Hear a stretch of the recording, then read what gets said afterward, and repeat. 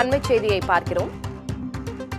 தேர்தல் முடிவுகள் அறிவிக்கப்பட்ட பிறகு மகாராஷ்டிரா ஆளுநரை முதலமைச்சர் ஏக்நாத் ஷிண்டே, துணை முதலமைச்சர் தேவேந்திர பட்னாவிஸ் ஆகியோர் சந்தித்திருக்கிறார்கள். அண்மை தகவலாக பார்க்கிறோம்.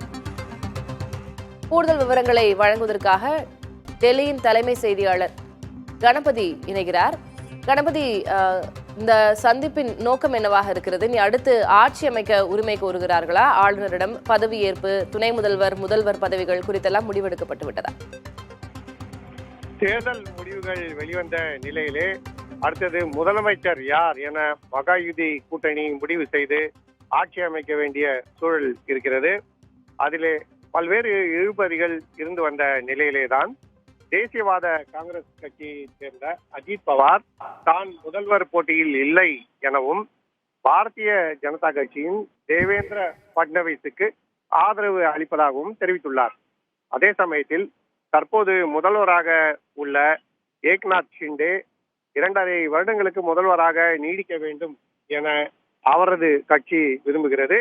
இத்தகைய சூழ்நிலையில்தான் ஆளுநரை சந்திக்க தற்போது தேவேந்திர பட்னவிஸ் மற்றும் அஜித் பவார் சென்று கொண்டிருக்கிறார்கள். ஆகவே இன்னும் சற்று நேரத்திலே பல பரபரப்பான முக்கிய நிகழ்வுகள் மகாராஷ்டிரா அரசியலில் உண்டாகலாம் என எதிர்பார்க்கப்படுகிறது. இதன் முக்கியத்துவம் என்ன என்றால், ஏக்நாத் ஷிண்டே ஆதரவு இல்லாமலே பாரதிய ஜனதா கட்சிக்கு 130 இடங்களுக்கு மேல் கிடைத்துள்ள நிலையிலே அஜித் பவாரின் ஆதரவே பெரும்பான்மைக்கு போதுமானதாக இருக்கிறது. ஆகவே ஏக்நாத் ஷிண்டே ஆதரவு அளிக்கவில்லை என்றால் கூட பாரதிய ஜனதா கட்சி ஆட்சியை அமைத்து விடலாம். அஜித் பவார் துணை முதல்வர் பதவியே தனக்கு போதும் என தெரிவித்துவிட்டதாக பாஜக தலைவர்கள் தெரிவித்துள்ளார்கள். ஆகவே இத்தகைய பரபரப்பான சூழ்நிலையிலே 2 துணை முதல்வர்கள் தற்போது ஆளுநரை சந்திக்க சென்று கொண்டிருக்கிறார்கள். கணபதி, இது ஏற்கனவே இதெல்லாம் அனுமானிக்கப்பட்ட ஒரு சில நகர்வுகள். ஏன்னா தேர்தலுக்கு பிறகு, தேர்தல் வெற்றிக்கு பிறகு இவர்கள் இருக்கக்கூடிய இந்த கூட்டணிக்குள்ளேயே நிறைய சலசலப்புகள் உருவாகலாம் என்றெல்லாம் அரசியல் வல்லுநர்கள் கணித்திருந்தார்கள். ஒருவேளை அதை நோக்கி சென்று கொண்டிருக்கிறதா? ஏன்னா தேவேந்திர பட்னாவிஸும் சரி, அதே போல ஏக்நாத் ஷிண்டேவும் சரி, இருவருமே முதலமைச்சராக ஆக வேண்டும் என்ற அந்த எண்ணப்பாடு உடையவர்கள் தான். இன்றைக்கு ஆளுநரோடு அவர்கள் சந்திக்கும் போது வேறு என்னென்ன விஷயங்கள் குறித்து விவாதிக்க வாய்ப்பு இருக்கிறது? யார் முதலமைச்சராக இன்றைக்கு உரிமை கோருவார்கள்?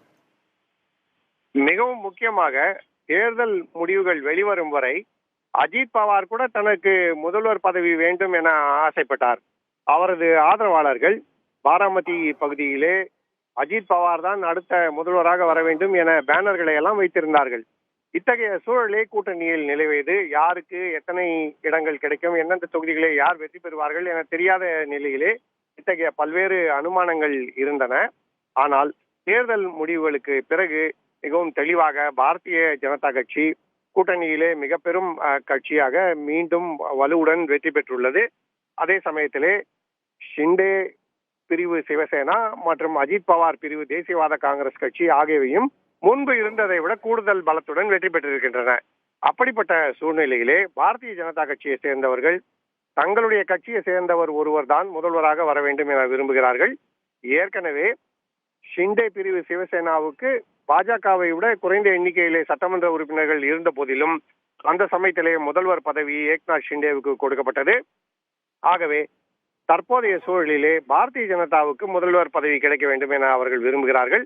ஆனால் அதே சமயத்திலே கூட்டணி தர்மம் என்ன ஆகுவது? பீகார் மாநிலத்திலே நிதிஷ்குமார் எப்படி முதல்வராக நீடிக்கிறாரோ அதே போலவே ஏக்நாத் ஷிண்டேவுக்கு வாய்ப்பு அளிக்க வேண்டும் என சிவசேனா அவரது பிரிவை சேர்ந்தவர்கள் வலியுறுத்தி வருகிறார்கள். ஆகவேதான் தற்போதைய இழுபறி நிலவரம் இருக்கிறது. இதற்கெல்லாம் இன்றைக்குள் இவர்கள் முடிவு கண்டாக வேண்டும். ஏனென்றால் சட்டசபையின் ஆட்காலம் முடிவுக்கு வருகிறது. ஆகவே அடுத்தபடியாக புதிய அரசு விரைவாக அமைக்க வேண்டும். அதற்கான அவகாசம் இன்று மட்டுமே இருக்கிறது. நாளைக்குள் பதவியேற்பு நிகழ்ச்சி நடைபெற வேண்டும். ஆகவேதான் இன்று பரபரப்பாக பல்வேறு ஆலோசனைகள் நடைபெற்றுக் கொண்டிருக்கின்றன. ஆளுநரை சந்திக்க தேவேந்திர பட்னவிஸ் மற்றும் அஜித் பவார் சென்று கொண்டிருக்கிறார். அடுத்தடுத்த நிகழ்வுகள் என்னவாக இருக்கும் அப்படின்ற எதிர்பார்ப்பு அனைவருக்குமே இருக்கிறது. பொறுத்திருந்து பார்க்கலாம். கணபதி, உங்களுடைய தற்போதைய விவரங்களுக்கு நன்றி. மகாராஷ்டிரா ஆளுநரோடு முதலமைச்சர் ஏக்நாத் ஷிண்டே, துணை முதலமைச்சர் தேவேந்திர பட்னாவிஸ் சந்திப்பு நிகழ்த்தி இருக்கிறார்கள். மகாராஷ்டிரா தேர்தல் முடிவுகள் வெளியாகி இருக்கும் நிலையில் அடுத்து ஆட்சி அமைக்க உரிமை கோர உள்ளார்கள். முதலமைச்சர் யார் என்பதில் பெரிய எதிர்பார்ப்பு இருக்கிறது. பாரதிய ஜனதாவுக்கே பெரும்பான்மை இருப்பதால் தேவேந்திர பட்னாவிஸ் முதலமைச்சராக ஆவார் என்ற கணிப்பும் இருக்கிறது. இந்நிலையில் இந்த சந்திப்பு முக்கியத்துவம் பெறுகிறது.